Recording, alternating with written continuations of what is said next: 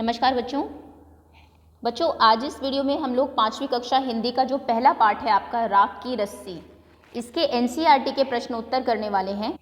Part इससे पहले आपको ये पढ़ाया जा चुका है, उम्मीद है आप सभी को समझ में भी आ गया होगा। तो चलिए शुरू करते हैं। पहला प्रश्न है आपका, तिब्बत के मंत्री अपने बेटे के भोलेपन से चिंतित रहते थे। ये आपकी पाठ की एक लाइन है। तुम्हारे विचार से वे किन किन बातों के बारे में सोचकर परेशान होते होंगे? चिंतित तो थे, परेशान तो थे, चिंता तो उन्हें थी, तो क्या वो सोचते होंगे जिसकी वजह से उनकी चिंता और बढ़ जाती थी?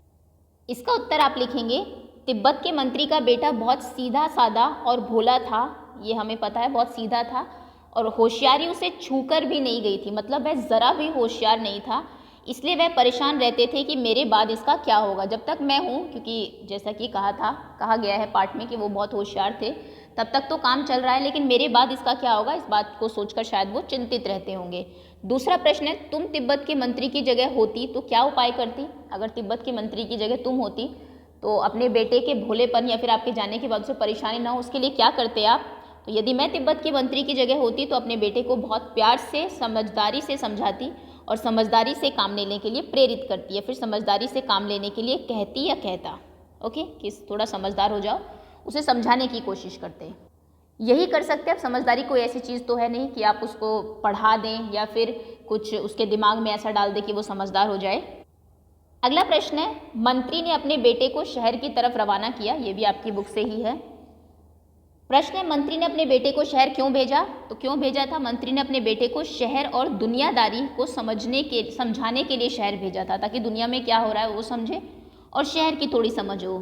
उसने अपने बेटे को भेड़ों के साथ शहर में ही क्यों भेजा? उसने अपने बेटे को भेड़ों के साथ शहर में इसलिए भेजा क्योंकि वह उसे कुछ चतुर और समझदार बनाना चाहता था। यही कारण था ना उसका शहर भेजने का, जिससे कि वो थोड़ा दुनियादारी को समझे और थोड़ा होशियार बने। अगला प्रश्न आपके लिए है, तुम्हारे घर के बड़े लोग पहले कहाँ रहते थे? घर में पता करो। आस पड़ोस में भी किसी ऐसे व्यक्ति के बारे में पता करो जो किसी दूसरी जगह जाकर बस गया हो। उनसे बातचीत करो और जानने की कोशिश करो कि क्या वे अपने निर्णय से खुश है, क्यों। एक पुरुष, एक महिला और एक बच्चे से बात करो। यह भी पूछो कि उन्होंने वह जगह क्यों छोड़ दी। आप पहले कहाँ रहते थे? पहले तो ये पता करिए आपके घर के लोग। उसके बाद आप देखेंगे कि कोई ऐसा व्यक्ति है जो पहले यहाँ रहता था, उसके बाद शिफ्ट होके कहीं और चला गया है। क्या कारण है उसके वहाँ जाने का और क्या वो वहाँ जाने से खुश है? ये सब चीज़ें आपको पता करनी है, ओके। ये तो आप खुद ही देखेंगे। अगले प्रश्न पर आते हैं।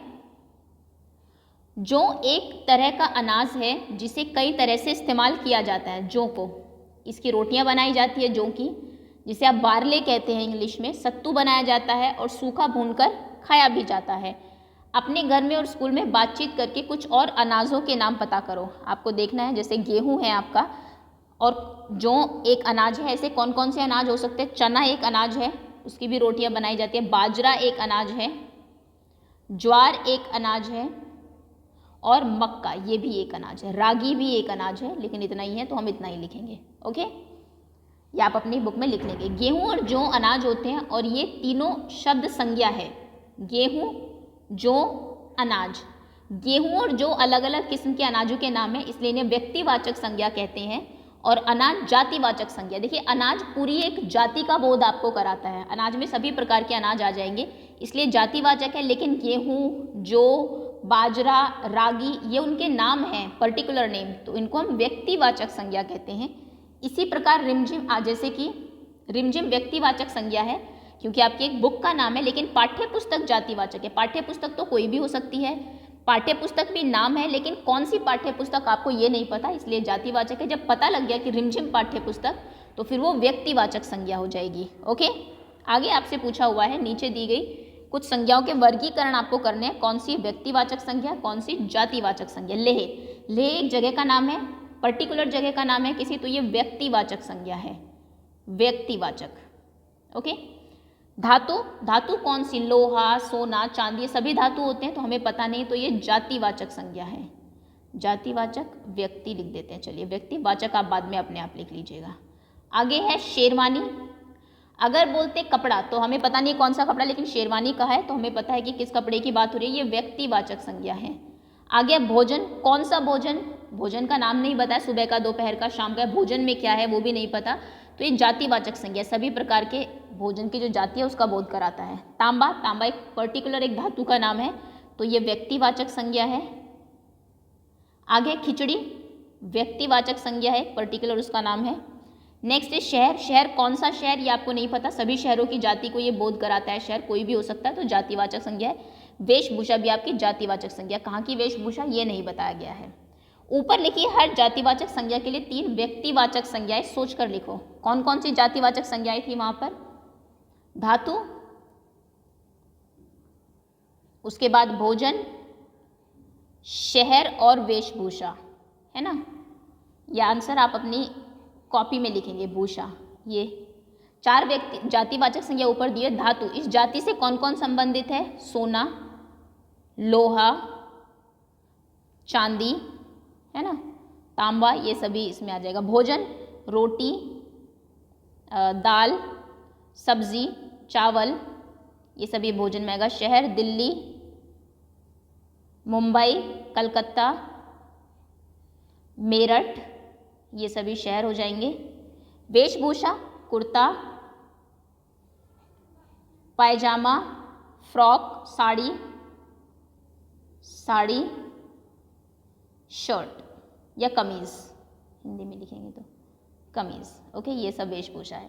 तो ये जो आपके मेन पूरे ग्रुप को रिप्रेजेंट करते हैं ये होते हैं जातिवाचक, और ये सब व्यक्तिवाचक है जो इस ग्रुप के अंदर आते हैं। ओके, अगला प्रश्न है तुम शेर मैं सवा शेर, इस लड़की का तो सभी लोहा मान गए, था ने सचमुच नहले पे दहला, तुम्हें भी यही करना होगा।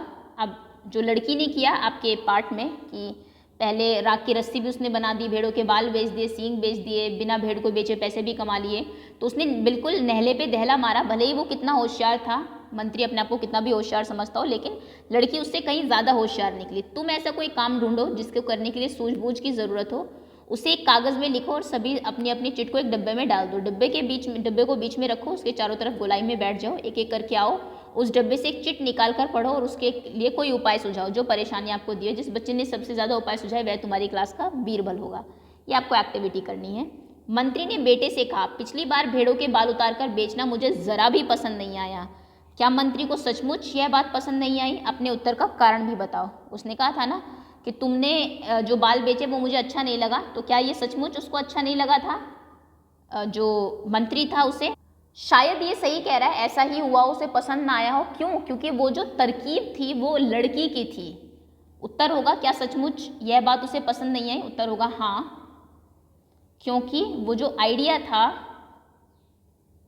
क्योंकि लड़की ने उसके बेटे की मदद की थी, उसने अपने दिमाग से कुछ नहीं सोचा था। मंत्री का जो बेटा है, उस लड़की ने उसके बेटे की मदद की, या फिर उसने उस लड़की से मदद ली, है ना।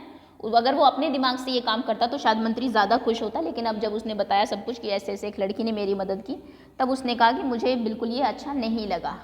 सींग और जौ, पहली बार मंत्री के बेटे ने भेड़ों के बाल बेच दिए और दूसरी बार में भेड़ों के सींग बेच डाले।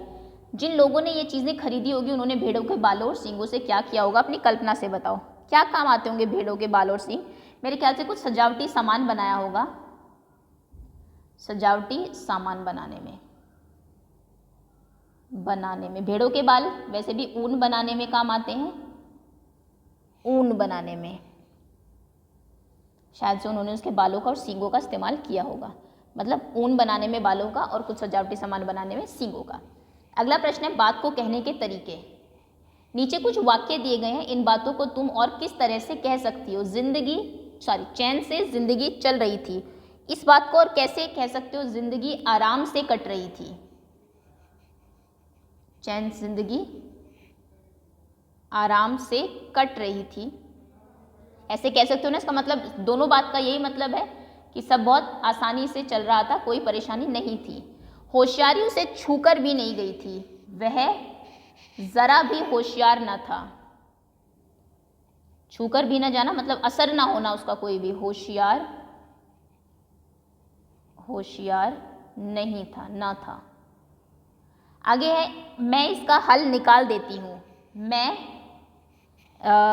इसका उपाय बताती हूँ। इसका उपाय बताती हूँ। हल निकालना, कोई उपाय बताना, कोई तरकीब बताना, बताती हूँ। उसने उनकी अपनी चालाकी धरी रह गई, उनकी चालाकी किसी काम न आई, चालाकी काम न आई। तो यानी कि एक ही बात को आप कई तरीकों से कह सकते हैं, काम न आई। ठीक है, ये आप लिख लीजिएगा अपनी कॉपी में। अगला प्रश्न है, लोनपोगार का बेटा होशियार नहीं था। होशियार और चालाक में क्या फ़र्क होता है? किस आधार पर तुम चालाक या होशियार कह सकती हो? इसी प्रकार भोला और बुद्धू के बारे में सोचो और कक्षा में चर्चा करो। क्योंकि ये सिर्फ चर्चा का प्रश्न है तो मैं आपको वैसे ही बता देती हूँ। होशियार एक ऐसे मनुष्य को कहते हैं जो अपनी होशियारी से काम ले, अपनी बुद्धि से काम ले, लेकिन साथ में ये भी देखे कि जो मैं काम कर रहा हूँ वो सही है या गलत। ये सही गलत की पहचान करता है पहले, क्या मेरे काम से किसी को कोई परेशानी तो नहीं होगी, वह होता है होशियार। चालाक क्या होता है? चालाक वो व्यक्ति होता है जो अपनी बुद्धि का इस्तेमाल अपना काम निकलवाने में करता हो। अगर कोई होशियार तो है, दिमाग है बहुत ज़्यादा, लेकिन अपना काम निकलवाने के लिए सिर्फ काम करता है, निकलवाने के लिए करता हो, उसे हम कहेंगे ये बहुत चालाक है ना, फिर उसे होशियार नहीं कहा जाएगा। लेकिन अगर कोई भलाई के लिए, सभी के लिए काम कर रहा है होशियारी का, तो फिर उसके लिए होशियार ही इस्तेमाल होगा। ऐसी बात है भोला और बुद्धू। भोला होता है जो सीधा साधा हो, उसे भोला कहेंगे, चालाकी बिल्कुल भी चालाक लाओ। लेकिन बुद्धू का अर्थ है जिसे किसी प्रकार का ज्ञान नहीं होता। जिस तरीके से होशियार जो है वो अच्छे सेंस में यूज़ होता है, चालाक थोड़ा नेगेटिव जाता है, नकारात्मक तरफ होता है। ऐसे भोला सीधा अच्छे सेंस में यूज़ होता है, लेकिन बुद्धू थोड़ा नेगेटिव वर्ड है। ओके, जिसे बिल्कुल ही अक्ल ना हो, है ना, उसे कहेंगे बुद्धू। लड़की को तुम समझदार कहोगे या बुद्धिमान, और क्यों? आई थिंक समझदार और बुद्धिमान दोनों ही कहेंगे, दोनों, क्योंकि पहले उसने बात को समझा, पहले लड़की ने बात समझी कि क्या है, समझना भी ज़रूरी था, और फिर अपनी बुद्धिमत्ता से, फिर अपनी बुद्धि से उसको हल किया। तो यानी कि वो समझदार भी थी, समझ भी रही थी, हल किया, उसे हल किया और उसका हल निकाला, है ना। और बुद्धिमान तो थी, क्योंकि बुद्धि ना होती तो फिर वो सभी जो उसकी शर्त थी वो पूरी ना कर पाती। ठीक है, अगला प्रश्न, प्रश्नोत्तर आपके यहाँ खत्म होते हैं। आगे आपको दो कहानियाँ दी हुई है, नाम दो और दूसरी आपकी दुनिया की छत। इन दोनों को आप पढ़ लीजिएगा। नाम दो कहानी में लोनपोगार के बेटे और लड़की का कोई नाम नहीं दिया गया है। नीचे तिब्बत के बच्चों के नामकरण के बारे में बताया गया, यह परिचय पढ़ो और मनपसंद नाम छाँट कर उन्हें दो। जैसे कि कुछ नाम यहाँ पर बताए गए आपको तिब्बत में जो होते हैं, नाइमा, डावा, मिगमार, लाकपा, नूखू, फू दोरजे। ये क्या है? ये कोई खाने की चीज़ या घूमने की जगह के नाम नहीं है, ये तिब्बत के बच्चों के नाम हैं। ये सारे नाम तिब्बत में शुभ माने जाते हैं। नाइमा नाम दिया जाता है रविवार को जन्म लेने वाले बच्चे को मानते हैं कि इससे बच्चे को उस दिन के देवता सूरज जैसी शक्ति मिलेगी। जब जब उसका नाम पुकारा जाएगा वह शक्ति बढ़ती जाएगी।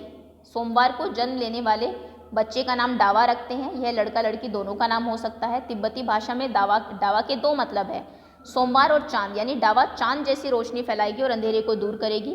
तिब्बत में बुद्धू के स्त्री पुरुष रूपों में भी नामकरण करते हैं।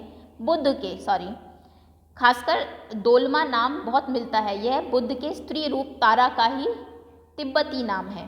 ओके, तो आप जो उसका बेटा और जो लड़की है उसको जो भी नाम देना चाहो उसमें से चुन के दे सकते हैं। उसके बाद ये दुनिया की छत है, इसको आप अपने आप पढ़ लीजिएगा। इससे क्वेश्चन आंसर्स एग्जाम में नहीं पूछे जाते, अगर आप कहेंगे तो मैं क्विज ज़रूर बना दूंगी इसकी।